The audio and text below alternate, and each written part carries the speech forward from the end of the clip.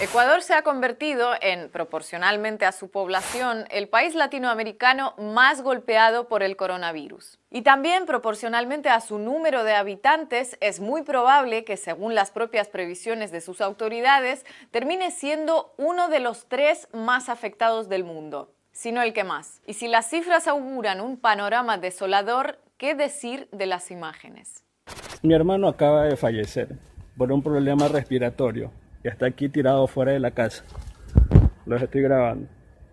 Yo pido a las autoridades, por favor, que me ayuden con el levantamiento del cadáver de mi esposo.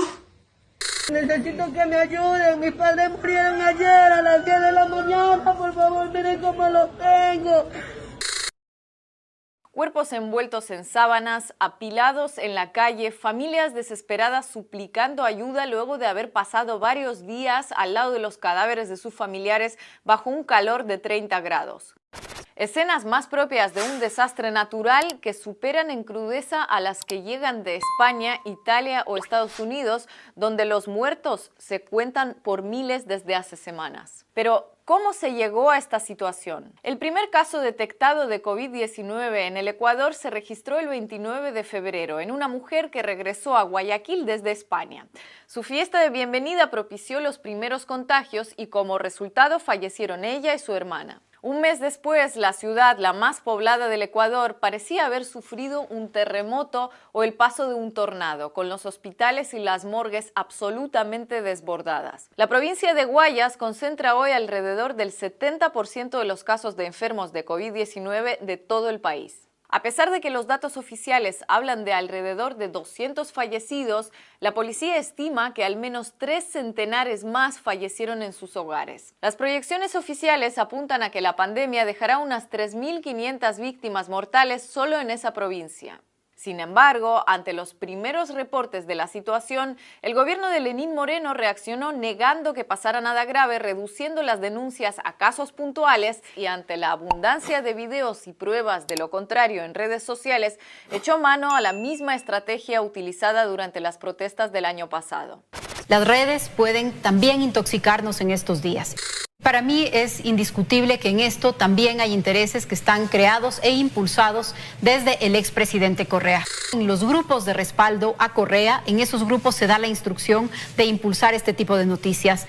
Esto el gobierno lo ha querido tapar de algún modo, o sea, se ha valido de recursos para ocultar la realidad.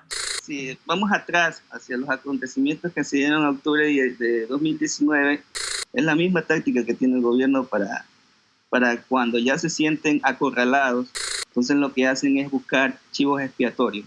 El discurso oficial optó por magnificar lo que sí era verdaderamente puntual, la presencia en redes sociales de fotos o videos descontextualizados de otros años o países como si fueran de esta crisis, para demostrar que la situación estaba bajo control, mientras seguía quitando importancia a los casos reales que de puntuales nada de nada. Todos tenemos en este momento a un pariente, a un amigo, a un conocido fallecido. En Guayaquil, es simplemente un dato pequeñito, eso estadísticamente no se sustenta con la cantidad de fallecidos que oficialmente se siguen dando. Acá los datos no los sabemos por fuentes oficiales, lo sabemos porque nuestros amigos se mueren, nuestros parientes se mueren, nuestros conocidos se mueren.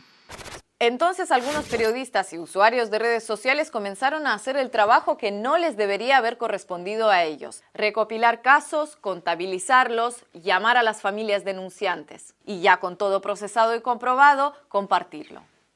Empezamos a recibir datos en videos y audios de gente desesperada porque vayan a retirarle el cadáver. Y dije, esto está demasiado disperso, no podemos llegar a una dimensión si no hacemos algo. ¿Y qué hicimos? Empezamos a mandar a todas estas denuncias al grupo de WhatsApp de la gobernación del Guayas. La información solo iba a llegar al funcionario. Y dije, no, esto tiene que transparentarse de alguna manera y yo lo voy a hacer a través de un hilo de WhatsApp. Mi intención fue ayudar a estas familias y tener esta base de datos verídica y verificada con cada uno de los deudos. Así fue como la palabra que más temía el gobierno, colapso, ya no pudo disfrazarse más de fake news ni justificarse con supuestas injerencias desde el extranjero ni achacarse a la gestión anterior. Empezó a colapsar el sistema. Empezó a colapsar el sistema sanitario, empezó a colapsar el sistema mortuorio. Como la autoridad no tiene el aparataje adecuado para una emergencia de este tipo, se demoran hasta 5 días en recoger un cadáver y la gente se vuelve loca. Imagínate el dolor ya de haber perdido un pariente y pues tener que sacar el cadáver al patio de la casa porque ya no lo puedes tener dentro, en algunos casos. En otros pasa días en una habitación con la casa apestando a difunto. En nuestra búsqueda de testimonios desde el Ecuador dimos con un trabajador de la salud de Guayaquil quien aceptó compartir su experiencia a condición de hacerlo anónimamente. Apenas teníamos 25 fallecidos y el gobierno anunció que iba a construir una fosa común. ¿En qué país del mundo 25 fallecidos amerita una fosa común, por ejemplo? En ninguna parte del mundo. Sin embargo, anunciaron eso porque ya conocen ellos las cifras oficiales de cuántos muertos hay en Guayaquil solamente. Los cadáveres que están alto tiempo sin refrigeración, esto va a acarrear problemas sanitarios muy importantes. Sin embargo, también tenemos que tener en cuenta el componente psicológico. ¿Usted se imagina una familia ecuatoriana teniendo un cadáver 5 días en su casa?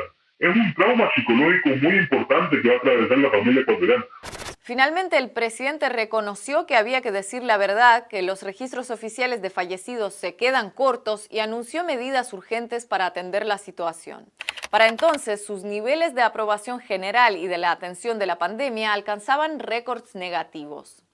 Estamos totalmente huérfanos de autoridades. No te podría decir que tenemos un mal gobierno siquiera. No tenemos gobierno. Un presidente está gobernando por Twitter.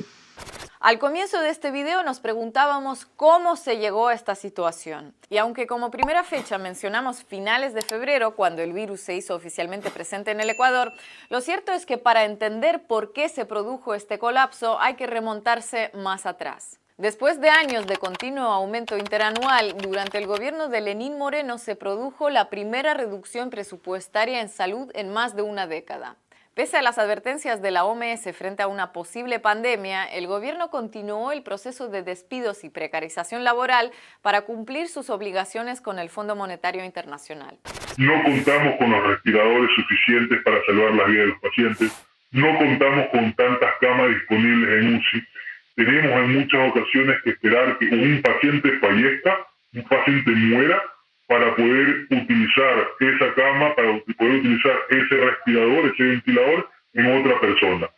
A finales de 2019, el Ejecutivo dio por terminado el convenio de asistencia sanitaria que mantenía con Cuba, lo que supuso la salida del país de unos 400 médicos cubanos. Y en medio de la emergencia sanitaria por el coronavirus, el ministro de Finanzas anunció el pago de $320 millones como parte de la deuda externa con el FMI. Fue en esos mismos días cuando la ministra de Salud renunció, aduciendo que no podía enfrentarse a una emergencia sin recursos. Hay un excedente extraordinario de pacientes y es lo que estamos viendo ahorita.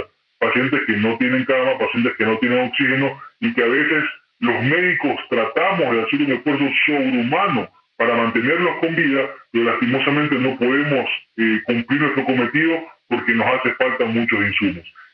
Y para añadir más dramatismo a una emergencia ya de por sí dramática, decenas de los infectados por coronavirus son personal sanitario. Es mentira lo que señalan algunas autoridades como el Viceministro de Salud, que todos los profesionales tienen sus equipos de protección. Eso es una mentira. Es más, hay y existe actualmente una larga lista de profesionales de la salud que han muerto en esta pandemia.